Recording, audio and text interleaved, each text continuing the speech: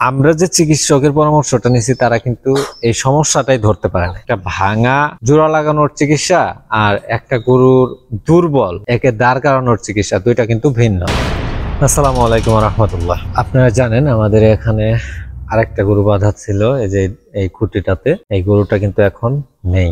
এই গরুটা ছাড়াই ফেলছি, তার কারণ আমরা যখন গোসল করাইতে গেছি তখন পা পিছলে আমার যে এই দীর্ঘ কয়েকদিনে এই গরুটা সুস্থ করার জন্য চেষ্টা কি কি কাজগুলো করেছে এটা আপনাদের সাথে একটু শেয়ার করার দরকার বলে আমার মনে হল। যদিও আমি চাইলেই নান্দনিক কিছু টাইটেল দিয়ে ইমোশনকে কাজে লাগিয়ে ভিউ বাড়িয়ে নিতে পারতাম, কিন্তু আমার কাছে এটা অনৈতিক বলেই মনে হয়েছে। তো যার কারণে কিন্তু এই গরুটার একটা ফুটেজও আমি রাখি নাই, ভিডিও করি নাই। গরুটা যে পড়ে গেছে, পড়ে যাওয়ার পর আমার মানসিক অবস্থায় খারাপ হয়ে গেছে। একদম অরিজিনাল যে দেশি গরু, ওই একটা গরু ছিল। এই যে আমাদের লাল গরুটা দেখতেছেন, এটাও কিন্তু সিন্ধি বা শাহিওয়ালের সাথে ক্রস।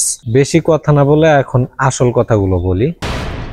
ওইদিন আমি গরুটা সাঁতরাইতে গেলাম, তখন ব্রাশ দিয়ে ওর গায়ের যে ময়লাগুলো হয়, এই ময়লাগুলো উঠায় দেওয়ার সময় পা পিছলে পড়ে গেছে। এই বিষয়টা আপনাদের খেয়াল রাখতে হবে যে পা পিছলে পড়ে গেছে।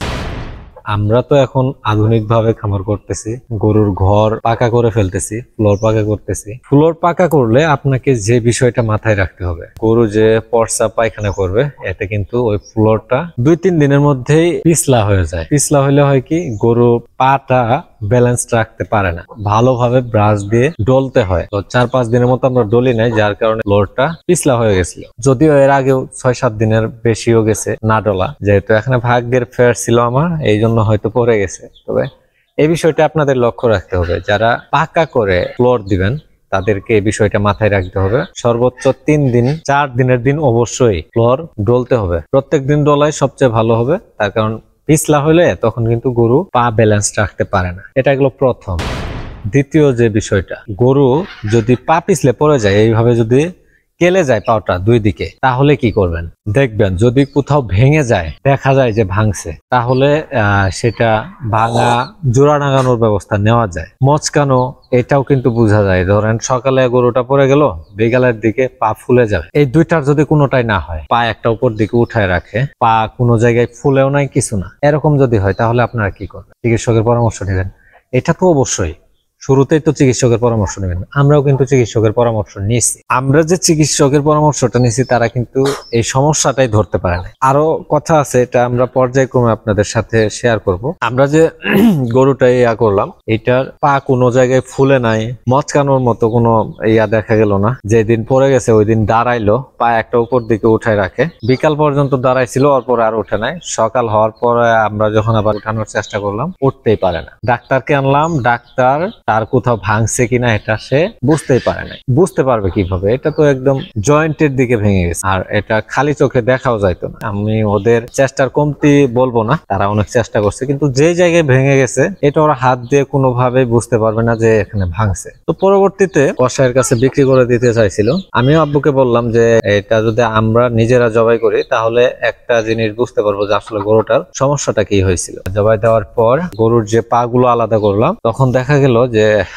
পায়ের কোমরের সাথে যে একটা জয়েন্ট থাকে বলের মতো, এই জয়েন্টে ভেঙে গেছে। এইটা কিন্তু একজন ডাক্তার তার অভিজ্ঞতা দিয়ে বা হাতের যে সেন্স এর মাধ্যমে কিন্তু এটা ধরতে পারবে না। আর ভাঙার কারণে কিন্তু আমাদের গরুটার পা একটু ফুলে নাই। এখন আপনাদেরকে আমি যেটা বলবো সেই বিষয়টা হলো খুবই গুরুত্বপূর্ণ।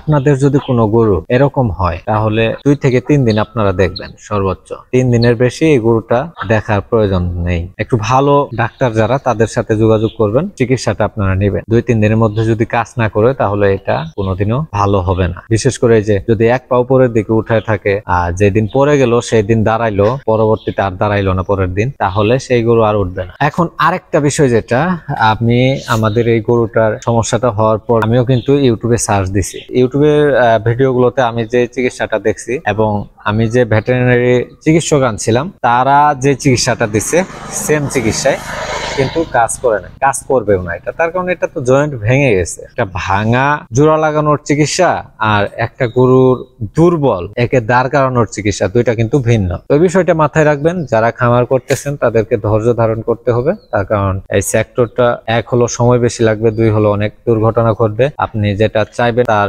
বিপরীত অনেক কিছুই হবে। বিষয়টা মেনে নিয়েই খামার করতে হবে। শুধুমাত্র এই কারণ না, আরো অনেক কারণ আছে। একটা খামার করতে গেলে কি পরিমাণ প্যারায় আপনাকে থাকতে হবে এটা কিন্তু ভিডিওগুলো দেখে আপনারা বুঝবেন না, তার কারণ ভিডিওতে যে তথ্যগুলো আপনাদেরকে দেয় এইখানে সফলতা পায় বা যে সুবিধাগুলো পায় এই সুবিধাগুলোর কথাই কিন্তু আপনাদের সাথে শেয়ার করে। তারা যে কি পরিমাণ প্যারায় থাকে এই প্যারাটা কিন্তু আপনাদের সাথে শেয়ার করে না। এই জন্য আমি বলবো ইউটিউবের ভিডিওগুলো দেখে যারা খামার করতে চাচ্ছেন তারা ব্যর্থতাগুলো আগে শুনেন, একজন খামারে কি জন্য ব্যর্থ হয় এই কথাগুলো জেনে তারপর খামার শুরু করেন, যারা এখন শুরু করেন। আর যারা খামার শুরু করেছেন তারা তো জানেনই আসলে একটা খামার করতে গেলে কি ধরনের সুবিধা পাওয়া যায় আর কি ধরনের অসুবিধাগুলোর সম্মুখীন হতে হয়। তো আজকের মতো এখানে শেষ করে দিচ্ছি। আসসালামু আলাইকুম ওয়া রাহমাতুল্লাহ।